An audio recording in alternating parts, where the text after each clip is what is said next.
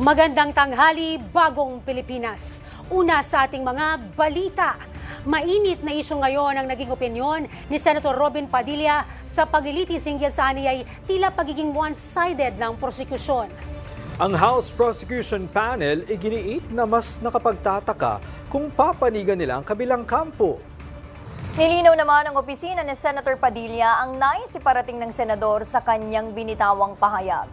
Si Daniel Manalastas para sa 13 sa tanghali.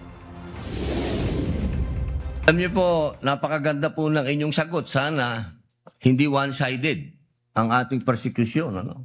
Usap-usapan ngayon sa social media ang hirit na ito ni Senator Robin Padilla sa kanyang pagtatanong sa prosekusyon kahapon. Bagay na pinotakte ng samut-saring komento. Ang prosekusyon ay silang taga-usig na nais patunayan na may paglabag ang bise. Kaya naman para sa ilang eksperto, medyo katawa-tawa kumbaga, dahil ang bawat panig ay may ginagampan ng tungkulin dito sa ating proseso na ito. Trabaho ng prosecution na ilatag ang to the best of their ability, ilatag ang kanilang ebidensya. Ang opisina ni Padilla naglabas naman ng paglilinaw.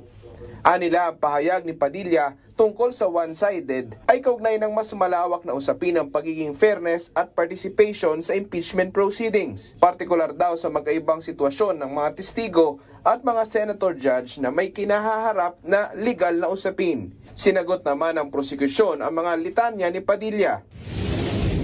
Siguro mas nakakapagtaka pag naging neutral ang prosecution.